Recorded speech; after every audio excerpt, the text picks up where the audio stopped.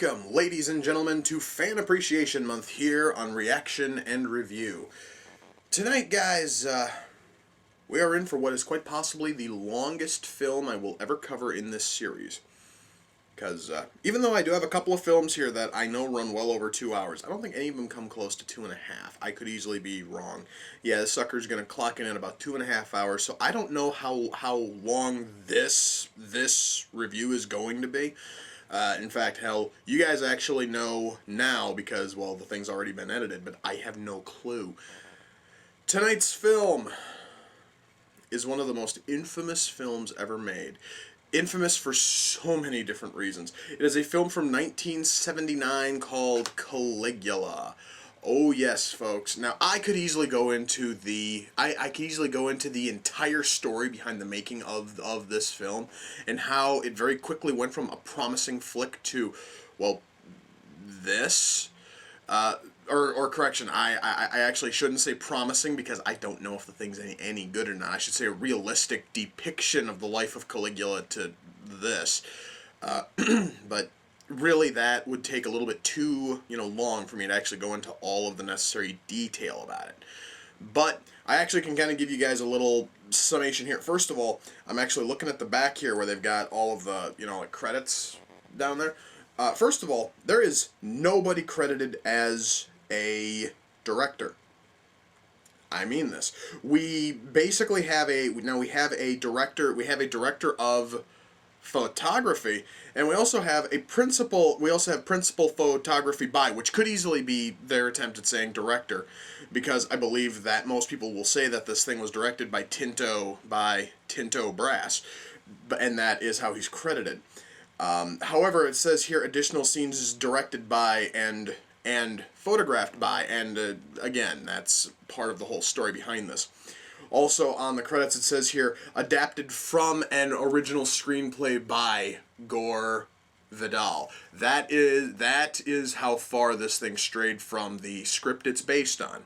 Now, I don't know if that's going to be a good thing or a bad thing, and before anyone asks, this is the unrated version, which is one of numerous different edits you can find of this thing on DVD. This one, I believe, is also the longest out of all of them, so, oh boy, I get to experience this for the first time. Now, I actually am just kind of stalling. I don't know what the hell I'm going to be seeing here. So I might as well just shut up and watch the movie. So without further ado, it's time to kick back, relax, and check out Caligula. Alright guys, this might just be me, but if I ran into my grandfather and the first thing he tells me is to dance for him, I'd probably be a little bit put off by that. That would just be a little bit creepy. I should ask, does anyone else feel almost creeped out by the fact that Caligula is fucking his sister? I honestly am not really sure if that's normal in Roman society back then, but to me it just seems kind of messed up. So he's strangling Tiberius, or rather smothering him by the looks. No, wait, correction, he actually strangling him. It's just that the silk handkerchief, the really thin one, just sort of looked like it was over his face, like he was trying to smother him or something. Doesn't quite work that way, but it took them long enough to actually show he was strangling him with it. That, I guess, was just poor camera work, kinda. You know, guys, when I started watching this thing, I really did not imagine I was going to see a scene with a bunch of guys jerking off into a cup. Just seemed a little out there for, this film, which is funny because I do know a little bit about the decadent nature of ancient Rome, but still, why the hell would you film that? It was fucking nasty. Okay, allow me to be the first to say that I don't think that they had a gigantic wall-sized threshing machine in ancient Rome. However, if they did, well, that's really fucking cool looking. But it also seems ridiculously impractical. I mean, couldn't you just, grab an axe and just chop off their heads? It would seem a lot more efficient. However, not nearly as cool.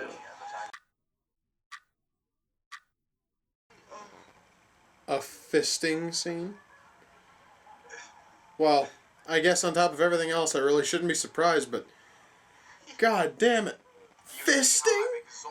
Did they even do fisting back in ancient Rome? No, don't answer that. I really don't want to know. I actually kind of wish that I hadn't seen what I just saw anyway. Just, oh, fuck. You know, folks, with everything which this film was able to get right, they horribly botched the, let's call it the baby bump on Helen Mirren. That has to be the ugliest, fakest goddamn thing I have ever seen. Holy shit. Well, guys, nothing actually says classy like a woman pissing on a corpse. The fuck am I watching? Son of a bitch. Well, somehow I had a feeling I wasn't going to be able to get through this film without seeing somebody's dick lopped off. Plus side is, at least the scene is short, but now we have some... No. You aren't going to feed it to the dogs, are you? And now says the rest. Oh, son of a bitch, he fucking dead. Okay, I never thought I would say this about any movie. There is far too much gratuitous sex in this fucking film. Like, seriously, guys, you really have to have a limit.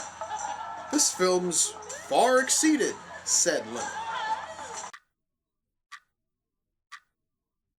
Alright, guys. You probably haven't picked up on this yet. Well, actually, you might have. This film is boring as shit. I really have nothing else to say right now. I'm happy that the damn thing is almost over. I just wanted to share with you. I am falling asleep here. This film is so goddamn dull. Thank God it's fucking over. Holy shit, that was boring. Okay. Well, guys, that is Caligula. Good God in heaven, I actually was hoping for something a little bit better. See, guys, I really should tell you.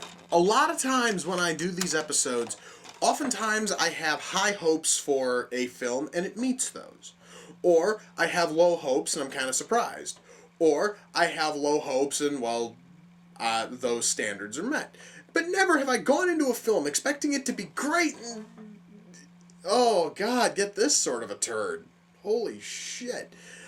Now, I should mention that during the massive amounts of just downtime and boredom and nothing happening in the motherfucking movie, I was able to look at the run times for some of the various versions out there. This version is 156 minutes. That's 2.5 hours. The R-rated cut of this thing is damn near an hour shorter. Now, upon looking back on it, I think maybe I should have checked out the R-rated version instead of this horrible sack of pig shit. Anyway, where to even start? The writing. Let's get the writing taken care of first. The writing is just abysmal.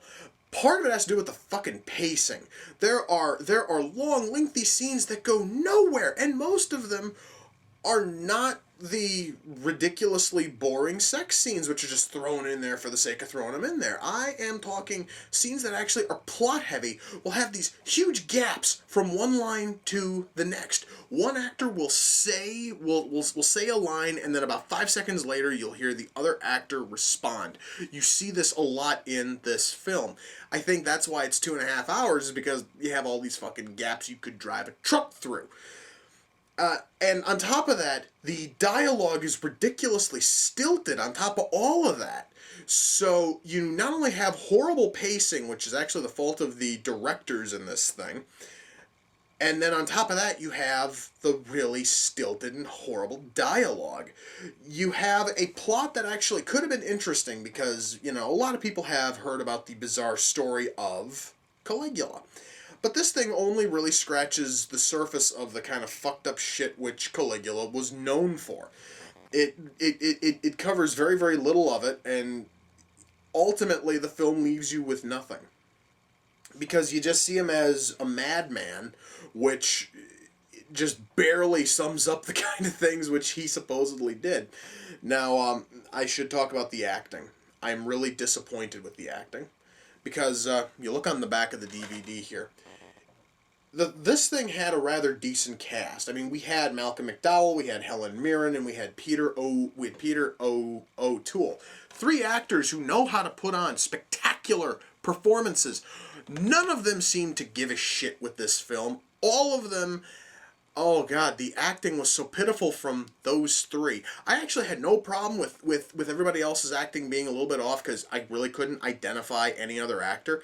But these three have made great films before this and after. And the fact that they phoned in these kinds of god-awful performances is almost sad. So, if I ever do get the chance to meet with the likes of Helen Mirren or with Malcolm McDowell, I would love to ask them what the fuck were they thinking when they signed on for this, and why couldn't they have given a slightly better performance? I mean, it's really sad because that could have saved this film a little bit if the acting was decent. But the acting wasn't decent. So not only do we have shitty acting and horrible pacing, stilted dialogue, just all of this crap, it really just doesn't shape up to be a good film. One other little problem, little minor gripe I have, has to do with the unrated cut, and that is the sex scenes. Folks, I'm going to tell you right now, I have never seen a film that has made sex scenes boring. And mind you, I've actually watched just pornos, which are just nothing but sex scene after sex scene with literally no plot or structure, and even those do not make sex boring. This thing was somehow able to pull it off, and I don't know why. I really cannot explain it. I was watching this thing, and you have these long, drawn-out scenes, which are just nothing but hardcore pornography, and it's boring to watch. It's boring to watch, and it might have to do with the angles, it might have to do with the music, it might have to just do with the, atmosphere, but something about those scenes made them ridiculously dull. And if you guys want to know exactly how shoehorned in those fucking things are, you could probably find this movie, cut out every one of the truly hardcore scenes, and you wouldn't even know the fucking things were in there in the first place. That is how poorly shoehorned in the fucking things were. And I'm going to tell you, I hated every moment of this film. I was really hoping for it to be just a goofy, trashy film. Instead, I just get trashy dog shit that I couldn't recommend to anybody for any reason. About the only thing I can tell you is, if you really want to see this movie, go find the R-rated cut, because it will save you an hour of torture. That's all I can fucking say about it. Oh man, let's see. Camera work was actually pretty, decent. Effects were okay, minus the really horrible, baby, like baby bump on Helen Mirren when she's doing her little dance. Everything else looked great when it comes to effects. Costumes were fantastic. The music actually was pretty good. The sets were large and sprawling and actually rather beautiful to look at. However, though, with every single one of those positives, all of them are completely kneecapped and killed off thanks to the shitty acting, the horrible pacing, the stilted writing, and the unnecessary hardcore porno just jammed in there for the sake of jamming it in there. I really could not recommend this thing to anybody for any reason. Now, because this came off of the wish list, I do have to do the shout out. And this film is another film that came in from 17 Cinema. And I would like to thank him for this because, well, I'm going to tell you guys, for years I had always wanted to know if Caligula was any good. I finally got my answer. This movie is dog shit, and I am not going to go any farther beyond that. Now, for the final episode of Fan Appreciation Month, guys, I have something rather special lined up. You see, because right now we are in mid-October, roughly, mid to late October, and by the time the next episode goes up, we're going to be just a few scant days away from Halloween. So I have found a rather interesting horror comedy, I guess would be the term. Rather interesting sounding, well, actually, I have been looking at it, I've been, reading the back.